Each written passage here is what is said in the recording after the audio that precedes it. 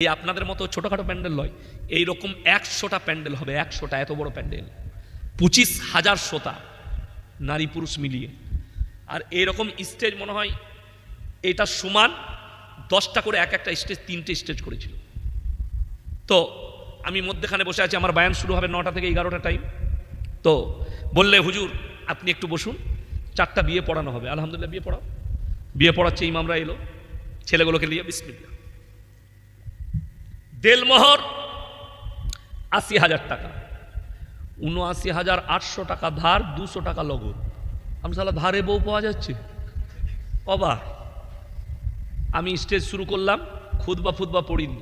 আমি বললাম বাবাজিরা, আমি তো বর্ধমান জেলা থেকে এসেছি, আমি সেদিনে ট্রেনে গিয়েছিলাম। তো আমার কাছে, আমি বাড়ি থেকে 800 টাকা নিয়ে বেরিয়েছিলাম, 200 টাকা ট্রেনে খেয়েছি, 600 টাকা আছে। আর ইসলামে 4টা বিয়ে করা যায় যাচ্ছে, ঘরে আমার একটা বউ আছে, আর 600 টাকায় 3টে বউ নিয়ে যাবো ধারে। তারা আমার কথা আঁচ করেছে। অবাক হবেন, যিনি পৃথিবীর শ্রেষ্ঠ ব্যক্তি নবী করিম সাল্লাল্লাহু আলাইহি সাল্লাম নিজের মেয়ের বিয়ে দিচ্ছেন, লগদ জামা বিক্রি করতে হয়েছে যুদ্ধের হযরতে আলীকে, তবে নবীজি নিকাহ দিচ্ছেন।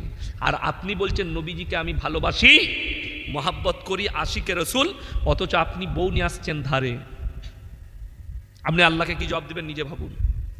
অনেকজন, এরপর বলে দিই, কেউ শরীয়ত জানে না, ভুলবশত 10,000 টাকা দেলমোহর করে দিয়েছে, কিন্তু তার কাছে পয়সা নেই, আছে 5,000 টাকা।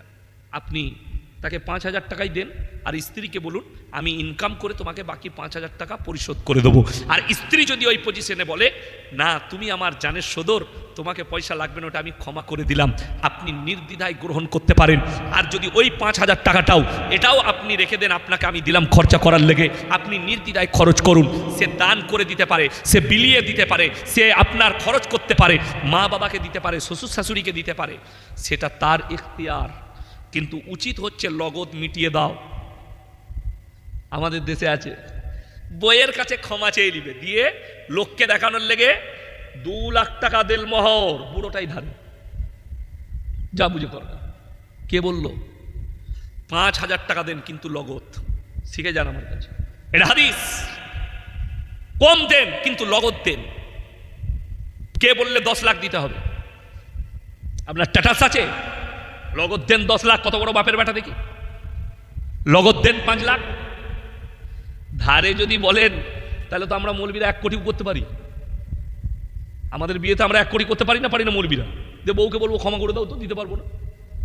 এই ক্ষমা করানোর জন্য মাসলা আলাদা, আর ভুলবশত করেছি ওটা আলাদা। দুটোর মধ্যে আসমান আর জমিনের ফারাক আছে। ওই জন্য অনুরোধ করছি সবাই কোরআন হাদিসের সঙ্গে সম্পর্ক রাখবো, জোরে বলুন ইনশাআল্লাহ। ইসলামের সঙ্গে সম্পর্ক রাখবো, মা বোনের দিকে পর্দায় নিয়ে আসুন। আজকে আমরা পর্দা ছেড়ে বেরিয়ে গেলাম, পরকিয়া এসে জুড়ে গেলাম, পরকিয়া আমাদেরকে অ্যাটাক করে ফেললো। এই পরকিয়া থেকে আমরা আর বেরোতে পারছি না। কেন? বেঈমান কাফেরদের আখলাক ঢুকে গেছে। আপনি জানেন বেঈমানরা কত বড় পাপে লিপ্ত করেছে আমাদের মা বোনকে? নাম্বার 1, সব থেকে কম বেতন ইমামদের না কাদের? কথা বলেন সমাজে, ইমামদের। আচ্ছা, হাওড়া জেলায় একটা ইমাম দেখান, 10টা ইমাম বার করে দেখান যাদের বউরা রাস্তায় বেরিয়ে বন্ধন লোন, গ্রুপ লোন করছে। একটাও আছে? নাই, পাবেন না। কেন? তারা পর্দা বুঝে। আপনি 20,000 রোজগার করেন, আপনার এত অভাব যে আপনার বউকে রাস্তায় বার করেছেন গ্রুপ লোন আর বন্ধন লোন নিবার জন্য, সুদের কারবার করার জন্য। সুদ লেনেওয়ালাও যতটা পাপি, সুদ দেনেওয়ালাও ততটা পাপি, উভয়ে অপরাধী। ঘুষ লেনেওয়ালা যতটা পাপি, ঘুষ দেনেওয়ালাও ততটাই পাপি। আপনি দেখেন মুসলমান হজ করে আসছে, হজ করে কিসের টাকায়? চুরি করা চাকরির পয়সায় রিটার্ন হওয়ার পরে হজ করে আসছে। আমি বললেই খারাপ হয়ে যাব মৌলবীরা সমাজের বুকে। এই বক্তব্য ইমাম করলে ইমামের চাকরি চলে যাবে। আমার তো চাকরি যাবার ভয় না। যারা চুরি করে ঘুষ দিয়ে চাকরি নিয়েছে, আমি বলছি হারাম কাজ করেছে, তারা অন্যায় করেছে। তারা যদি এরপরে ইবাদত করে কবুল হবে না, তাদের নামাজ কবুল হবে না, তাদের ইবাদত কবুল হবে না। কেন? কোরআনে আছে প্রথম শর্ত আল্লাহ রেখেছেন হালাল খাবার। যে খাবারটা খাচ্ছেন হালাল হতে হবে, যে পয়সাটা রোজগার করে খাচ্ছেন ওটা হালাল হতে হবে। দোয়া কবুলিয়াতের শর্ত, এখানে যারা বসে আছেন শুনেলেন, লাস্টে দোয়া নিবেন। দোয়া করে বাড়ি যাবেন। আপনাদের জন্য শর্ত হচ্ছে যে হালাল খাবার। ভাই বক্তা নিয়ে আসুন, কালিমুল্লাহ ভাইকে নিয়ে আসুন।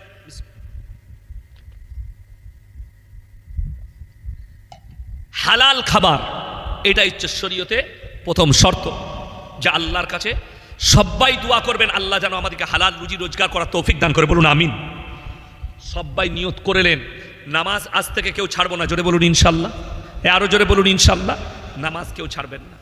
আমার এই ছোট্ট ভাই আসছে, আল্লাহ উনার হায়াতে বরকত দেখ, যাজায়ে খায়ের দান করুন, জানে মালে ইজ্জতে বরকত দেখ। আপনারা আমার জন্য দোয়া করবেন, আমি আপনাদের জন্য দোয়া করি। সবাই দরুদ শরীফ পড়ুন আল্লাহুম্মা।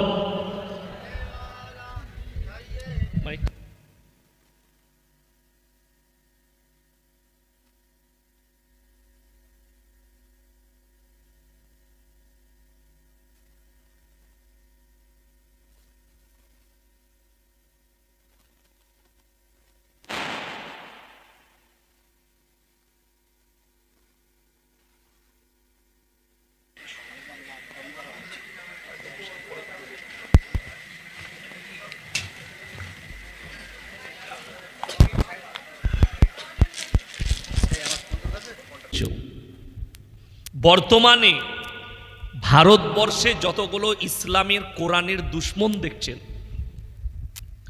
বেশিরভাগ মুসলমান ঘরে জন্ম নিয়েছে, একটা অমুসলিম ঘরের নয়। নাম্বার 1 তসলিমা নাসরিন ভারতে বসবাস করছে। যারা শিক্ষিত জ্ঞানীগুণী আছেন, তসলিমা নাসরিনকে অনেকজন মনে করে ভালো লেখিকা, ভালো শিক্ষিত মেয়ে। আপনার কাছে সব ঠিক আছে, কিন্তু তসলিমা নাসরিন নিজের বইয়ে নিজে প্রকাশ করেছে সে অবৈধ সন্তান।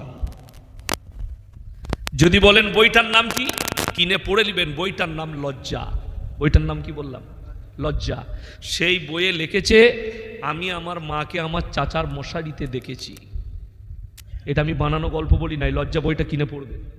তসলিমা নাসরিন নিজে লিখছে আমি আমার চাচাকে আমার মাকে চাচার মশারিতে রেখেছি। যার সম্পর্ক, যার মায়ের সম্পর্ক চাচার সাথে, সে হালাল সন্তান হতে পারে?